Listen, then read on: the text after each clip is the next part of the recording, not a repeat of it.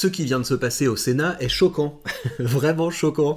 Et vous savez, je commence à être un observateur aguerri des dérives du collectivisme français, mais là je trouve qu'on a franchi un nouveau cap dans l'outrance, donc je vais vous en parler, je vais continuer à faire mon travail de lanceur d'alerte, et encore une fois, je vous engage, je vous exhorte à rentrer en résistance, par tous les moyens, rentrer en résistance contre cette caste de fonctionnaires qui occupe la France. Alors, pour vous donner un peu de contexte, en début d'année et dans l'indifférence générale, les sénateurs se sont augmentés leurs frais de mandat de 700 € par mois. Et qu'est-ce que c'est que cette avance de frais de mandat ? Eh bien, vous savez qu'un sénateur, outre le fait qu'il a un énorme salaire, outre le fait qu'il va avoir une retraite géante, eh bien, il disposait de 5 900 € de frais de mandat.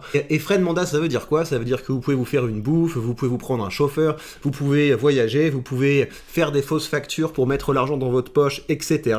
Évidemment que ces avances de frais de mandat, c'est quelque chose qu'ils dépensent en grande partie pour leur confort personnel, et ils se sont augmentés ces frais de mandat à 6 600 €. Donc petite augmentation comme ça, pourquoi se priver en fait ? Ils ont la possibilité de s'augmenter leur salaire, ça ne leur coûte rien parce que ces gens ne payent pas d'impôts, ou en tout cas ils ne payent pas de l'impôt avec de l'argent qu'ils ont gagné, donc ils font absolument ce qu'ils veulent. Donc ça c'est juste pour vous donner le contexte, on n'en a pas parlé beaucoup, mais le Sénat s'est donc en début d'année augmenté de 700 € par mois. Et si on en revient au contexte plus récent, je vous avais fait une vidéo parce que j'avais trouvé ça absolument choquant, dans un contexte où à cause du communisme français, la France est en faillite. Je vous rappelle le mécanisme, ce qu'on appelle solidarité, en fait c'est une arnaque, ça consiste à prendre l'argent aux créateurs de valeur pour construire progressivement une caste parasite, et vu que cette caste parasite ne produit absolument rien, cette caste de la ponction publique, cette caste de tous les clients qui gravitent autour de la ponction publique, eh bien ça fait que l'économie est moins performante, qu'on a de plus en plus de gens qui ont besoin de l'assistance publique,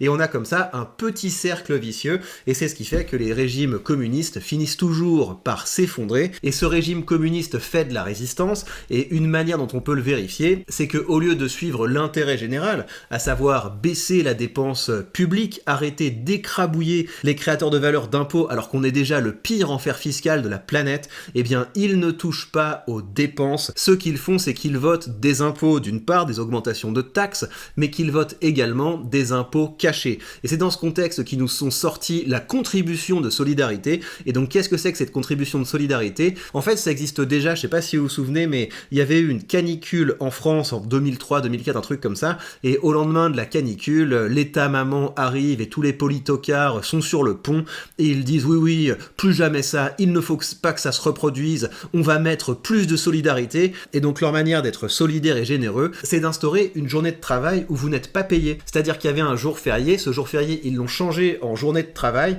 mais une journée de travail où votre employeur, au lieu de vous verser l'argent, donne directement l'argent à la ponction publique. Donc c'est complètement fou, on a un événement climatique, peut-être que l'État aurait pu plus ou moins bien le gérer, mais en tout cas ensuite il faut communiquer pour dire on est sur le pont, on intervient, et pour afficher leur vertu, ils mettent de l'argent sur la table, voilà, on jette de l'argent au problème comme si ça avait déjà réglé quelque chose, et l'argent qu'ils jettent, évidemment, ce n'est jamais le leur. Et ce qui était grave quand ils ont instauré cette première journée sans travail, c'est que comme toujours en matière d'impôts, une fois que vous avez instauré une nouvelle dimension de la vie des gens qui est ponctionnée par les ponctionnaires, eh bien on peut bouger le curseur, et on bouge toujours le curseur vers le haut, c'est-à-dire qu'une fois qu'on a fait cette première journée sans travail, on vote une seconde journée sans travail, et donc ça veut dire qu'à partir de maintenant, il y a 2 jours par an qui vous sont volés pour entretenir les ponctionnaires et leurs clients. Et c'est pas tout, et c'est pour ça que je suis un peu vénère, mais on dézoome un petit peu. En début d'année, les sénateurs s'augmentent de 700 €, et en fin d'année, ils vous font bosser une journée gratuite. Il y a un problème de finances publiques, on regarde jamais du côté de la dépense, on va taper sur les derniers Français qui bossent. J'espère que vous réalisez que ces gens ne travaillent pas pour vous, ces gens travaillent contre vous, et ils feront tout pour protéger leurs rentes d'argent public et les rentes d'argent public de leurs clients. Mais donc pour illustrer ce principe qu'une fois qu'on a introduit un nouveau vol étatique, on peut bouger le curseur, eh bien il y a des gens qui pensent que ça ne va pas trop loin. Et le truc le plus fou dans cette histoire, c'est que la personne que vous allez entendre ici et qui pense que ça ne va pas assez loin, c'est un député centriste. C'est-à-dire que ce sont les centristes qui veulent augmenter le niveau d'esclavage, qui veulent augmenter le niveau de communisme communisme français, les centristes. Est-ce que vous réalisez le niveau de gauchisme de notre pays? C'est absolument fou. La situation de l'hébergement et de l'accueil des personnes âgées dans notre pays est suffisamment difficile pour nécessiter de mobiliser des moyens tout à fait importants. Vous voyez, ce qui est fou, c'est que ces gens arrivent toujours en disant oui, mais on est là pour régler les problèmes des gens. C'est quoi la solution en fait à ce problème qui fait qu'il y a beaucoup trop de gens qui arrivent à un âge avancé et qui n'ont pas assez d'argent pour bien vivre, pour bien soigner, etc. La solution, c'est ça. C'est tout simplement de passer à la capitalisation. C'est-à-dire, au lieu d'être dans un système de Ponzi où ce qui se passe, c'est qu'on vous prend votre argent pendant que vous travaillez pour le donner directement à des gens qui ne travaillent plus. Et au passage, vous avez 15 fonctionnaires qui se servent, si bien que les 100 balles qu'on vous vole, on vole beaucoup plus de 100 balles évidemment, mais sur une base 100 de ce qu'on vous vole, il y a peut-être 20 qui arrivent dans la poche du retraité, et entre les deux, blim blim blim blim blim, vous avez tout un tas de fonctionnaires qui se servent pour pouvoir maintenir ce vol en bande organisée. Mais donc un système beaucoup plus vertueux, ce serait qu'au lieu qu'on vous vole de l'argent tous les mois de façon tout à fait inutile et improductive, eh bien cet argent, on pourrait vous le laisser pour que vous puissiez l'investir. Vous imaginez à quel point vous seriez riche si on vous laissait disposer de cet argent qui vous est volé au nom de la solidarité? Parce que je vais vous montrer un petit calcul. On imagine que vous partiez de 1000, en fait on pourrait partir de 0, mais sinon je crois que la calculatrice bug. Tous les mois vous pouvez investir, disons 400 euros. Là pareil, c'est une hypothèse hyper conservatrice, mais réalisez si l'État vous volait moins d'argent, si vous récupériez une plus grosse part de votre salaire brut, eh ben on pourrait aller à des sommes qui sont bien plus élevées, mais je prends l'hypothèse la plus conservatrice. Ensuite la question c'est pendant combien de temps vous allez pouvoir investir. On peut partir sur une personne qui commence à travailler, je sais pas moi, à 30 ans, c'est un peu tard. Pareil, je mets que des hypothèses conservatrices et qui arrête de travailler à 65 ans. La croissance qu'on peut obtenir avec un investissement, c'est quelque chose de l'entour de 9%, et là je mets pareil une hypothèse conservatrice. Avec quoi on se retrouve si on fait ça? Vous vous retrouvez à l'âge de partir à la retraite avec plus d'1 149 000 euros. Et ça c'est pareil, vous pouvez le placer à 9-10%, et plus d'1 million placé à 9-10%, eh bien je peux vous dire que vous vous mettez très très bien tous les mois. Mais non, au lieu de passer à un système vertueux, surtout que l'argent qu'on investit, ça pourrait être investi dans des startups, ça pourrait être investi dans de l'immobilier, dans des trucs concrets, dans des trucs qui rapportent, pas dans cette espèce de Ponzi, avec toute cette perte d'argent au milieu pour entretenir des parasites. Non, non, ce qu'on fait, c'est qu'on veut absolument préserver le communisme français, et pour préserver le communisme français dans une économie qui meurt, ce qu'on fait, c'est qu'on augmente le niveau de ponction publique, et vous avez des clowns, des pitres, qui j'espère un jour seront punis et jugés comme il se doit. Vous avez ces clowns et ces pitres qui nous disent ouais, on va pas du tout assez loin, il faut beaucoup plus que ça ponctionner les actifs. La proposition qui vient d'être formulée par la rapporteure générale, elle est intéressante, mais elle ne me semble pas suffisante, en particulier pour répondre aux enjeux auxquels nous sommes affrontés. Et donc, je pense qu'il faut que l'on aille plus loin. Il faut qu'on aille beaucoup plus loin. Donc ça veut dire quoi? Ça veut dire 2 jours de travail gratuit, 1 semaine de travail gratuit, ou alors peut-être 1 mois, ou sinon on peut décider d'arrêter de faire semblant d'être communiste, et puis l'assumer, et puis mettre un impôt à 100%. Voilà, je pense que si on taxe les gens à 100%, on va finir par y arriver, c'est pas mal. Nous ne sommes pas assez productifs. Regardez autour de nous.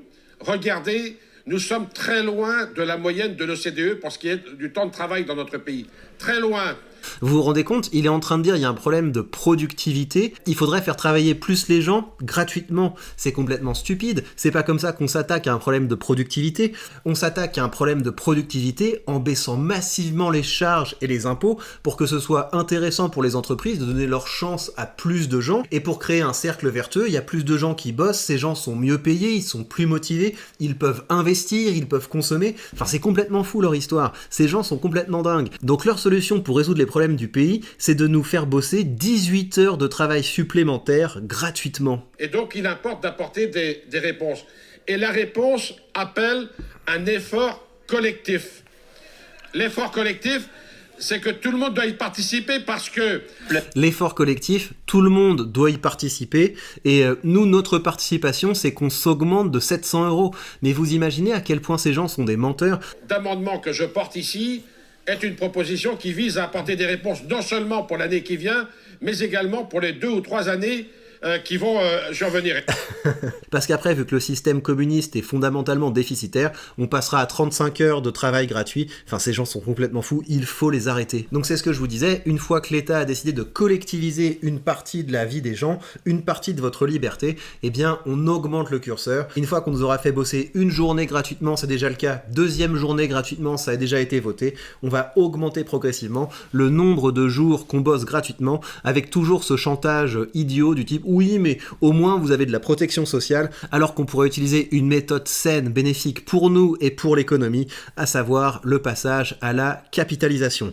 Alors, comment fait-on pour s'occuper de ces gens? Donc évidemment, hein, il faut être beaucoup moins sympathique avec eux, mais je voudrais plutôt partager avec vous un concept que j'apprécie, c'est le concept de skin in the game qui est développé par Nassim Taleb dans son ouvrage du même nom, et ce qu'il dit c'est que en fait c'est pas normal que vous ayez dans la société des personnes qui prennent des risques avec les ressources des autres. Lui il s'intéresse à l'univers financier, et donc c'est pas normal par exemple qu'un banquier vous fasse investir dans un produit dans lequel il investit pas. Vous savez comment ça marche quand vous allez à la banque pour investir, le banquier vous refourgue des fonds sur lesquels il touche des commissions en fonction du nombre de produits qu'il vend à ses clients, et finalement il n'est pas intéressé à votre performance. Une fois que vous avez payé, votre truc peut très mal performer, lui il touche sa commission et il est content. Et bien dans un monde qui fonctionne bien, une personne qui vous refourgue un produit pourri devrait engager son argent dedans et avoir également des performances moins bonnes. Il donne également d'autres exemples qui sont intéressants, des exemples historiques. Vous avez cette idée selon laquelle les Romains faisaient dormir les architectes sous les ponts qu'ils construisaient pour s'assurer qu'ils fassent du bon travail, et au Brésil récemment il y a eu une expérience qui a permis de faire diminuer le nombre d'accidents d'hélicoptères. Comment? En créant un système où de façon aléatoire les ingénieurs qui bossent sur les hélicoptères devaient faire des voyages en hélicoptère, et le fait que les gens sachent qu'ils vont utiliser leur machine, bah, ça les pousse à faire du bon travail, ce qui réduit ensuite les risques d'accident. Et bah pour ces clowns là qui passent leur temps à augmenter leurs impôts, je pense qu'il faudrait qu'on passe une règle selon laquelle toutes les fois que ces gens nous augmentent une taxe et nous augmentent un impôt, on ampute leur salaire du pourcentage d'imposition qu'ils ont augmenté. Et je peux vous assurer qu'avec un système comme ça, ces gens deviendraient beaucoup moins communistes. En attendant, il va falloir se battre, il va falloir mettre la misère à ces gens. Donc il s'appelle Michel Canevet. Mais de façon générale, les sénateurs se sont votés une augmentation, et ils nous ont voté une augmentation du temps de travail gratuitement. Et c'est absolument immonde, et tel que je comprends la répartition du Sénat, c'est la droite et le centre qui ont voté cette mesure. La gauche a voté contre. Pourquoi la gauche a voté contre? Parce que la gauche pense qu'il y a d'autres manières de taxer les Français et de ponctionner les Français. C'est pas du tout qu'ils ont un problème avec ça, c'est qu'ils veulent vous taxer sur autre chose. Ils ont d'autres idées de taxes, mais tous autant qu'ils sont pro-taxes. Donc ce que je vous conseille de faire, c'est de commencer à vous révolter par tous les moyens. D'abord commencer à dire les termes, signaler que vous avez vu ce qui est en train de se passer, parce que leurs petits impôts masqués, ils peuvent se permettre de faire ça parce qu'ils pensent qu'on est bête en fait, ils pensent qu'on n'a pas compris ce à quoi ils sont en train de jouer. PLFSS, financement de la sécurité sociale, tiens, numéro 56, amendement 125, qu'est-ce que ça peut être ce truc? Ben voilà, maintenant on sait de quoi il s'agit, notre colère est vive, et je vous invite à le faire savoir. Pour le reste, je vous invite évidemment à commencer à investir un maximum, parce que ça vous donnera la surface financière, non seulement à prendre plus de risques, à dire plus les termes, parce que vous ne dépendrez pas seulement de votre revenu, du revenu de votre travail pour pouvoir financer votre vie,